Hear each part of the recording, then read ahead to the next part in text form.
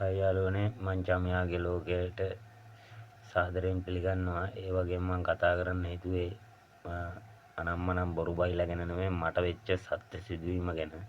මට මේක මගේ හිතේ තද කරගෙන ඉන්න බෑ. මං පට්ට දුකක් ඉඳගෙන බොහොම අමාරුයි. ඒ කියන්නේ මම ගාල්ලෙන් තමයි මේ වැලිය කල්යාණපුර පදවිය ව්‍යාපාරයට මම පැමිණියේ. එතකොට මම පට්ට අසරණයි. මම කුලියක් කරන් එදා වෙලා හම්බ කරගෙන කාලා ජීවත් වෙච්ච මිනිස්සෙක්.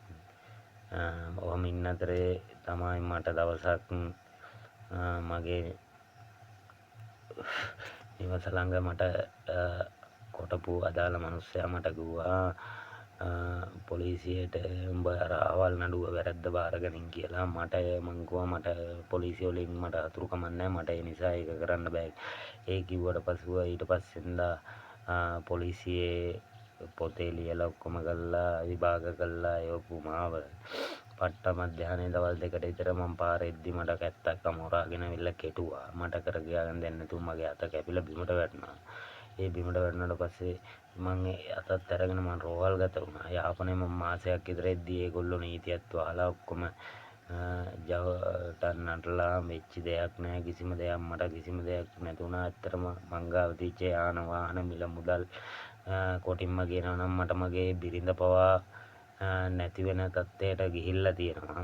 මගේ දරුවන් මට රෝහල් ගත වෙලා ඉන්න අතරේ මට දීපු උපදේශ තමයි මට මගේ දරුවෝ නිසා තමයි මම පරිගැනීමක් නැතුව නැත්තම් මම දකුණ කොල්ලෙක්. මටත් එක අතක් නැති වුණා කියන්නේ යාළුවා නෙමෙයි මගේ අත. මේ අත මෙහෙම මේ මෙතන ඉඳන් මෙතෙන්ටම මේ මහරහට කැපිලා තියෙන්නේ. මේ ස්නායු වැඩ කරන්නේ නැහැ. මම බොරුවක් මුසාවක් කියනවා නෙවෙයි. මට පුළුවන් නම් මම ඔබතුමාලාගෙන් ඉල්ලා සිටින්නේ මම මේ කියන්නේ මට මිහිඟා කෑවෙමත් නැතුව නෙමෙයි මම ඉල්ලගෙන අනන්ත කාලා තියෙනවා. හැබැයි මම නිවස් වලට ගිහිල්ලා කෙන්ද්‍රි කාලා නැහැ. මම යුද හමුදා කඳවුරට ගිහිල්ලා එතන කතා කරලා ඉල්ල ගන්නවා. එතකොට පන්සලකට ගිහිල්ලා හාමුදුරුවොත් එක්ක කතා කරලා ඉල්ල ගන්නවා. ඉල්ලගෙන මගේ දරුකට උන්ගේ උසගිනි මන් නිවලා තියෙනවා. මට පුළුවන් විදියට දැනට වුණත් මම මේ දේ කරන්න හිතුවේ. මට මේ යාළුවෙක් මාර්ගයෙන් මට මේ YouTube channel එකක් ඕපන් කරන්න තිබ්බා. ඒ ඕපන් කරපු channel එකට මට like subscribe ලා ටිකක් අඩුපාඩු කියන්නේ මට ඇත්තටම එහෙම ලැබෙන්නේ නැහැ. මොකද අද කාලේ ගෑනුන්ගේ හෙළුවක් පෙන්නලා නටන එකට like එකක් ලැබුණත් අපි වගේ අසරණේ දුප්පත්කම ඇති සැටියේ කිව්වත් අවංක වෙලා මේ කිසිම මේ සමාජයෙන් කිසිම රුකුලක් නැති බව මම දන්නවා. නමුත් මම නැවත නැවතත් ඉල්ලා සිටිනවා මට පුළුවන් නම් මේකට like එකක් දාලා subscribe පාරක් කරලා මගේ channel එක ගොඩ දාලා දෙන්න කියලා ටික හරි. ඒ කියන්නේ යම් කිසි දවසක හරි මට කර ගියාගෙන දෙයක් නැති නිසා තමයි මම මේ දේ ඉල්ලා සිටින්නේ. මට පුළුවන් නම් ඔබතුමාලා ඊට පස්සේ මම පුරා රෝහලේ මාසයක් ප්‍රතිකාර ගත්තා. කරගෙන එනකොට නීතියත් ඒ විදිහටම වැසී තිබුණා. අවසානට මට කවුරුවත් නැතුව මං අන්තසරණෙක් වෙලා දරුපටව දෙන්නත් එක මම පට්ට වේලක් බඩගින්නේ හිටි අවස්ථා දැනටමත් නැතුවම නෙවෙයි.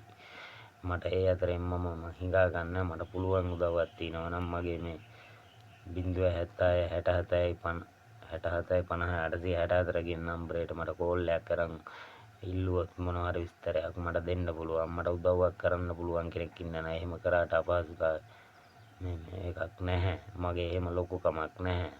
මම ඉල්ලා සිටින්නේ මට මෙන්න මේ channel එක ගොඩ දාලා දෙන්න මොකක් හරි ඔබතුමාලගෙන් කරන්න පුළුවන් දේ කරලා දෙන්න මම ඉල්ලා ඉතා කාරුණික යටපත් ඉල්ලා සිටිනවා. මේක අනකිරීමක් නෙවෙයි මේක ආයාචනයක් කියලා මුළු සම සෝෂල් මීඩියාම පිළිගන්න. එච්චරයි. ගිහින් එන්න යාළුවනේ සුබ ගමන්. සුබ සියලු දෙනා සුබ අලුත් අවුරුද්දක් වේවා. සුබව සිංහල අලුත් අවුරුද්ද කිරියෙන් පැණියෙන් ඉතිරන නව වසරක් වේවා කියලා නව වසරකට ආශිර්වාද කරනවා. මම චමියාගේ ලෝකයෙන් චමියා. ස්තුතියි.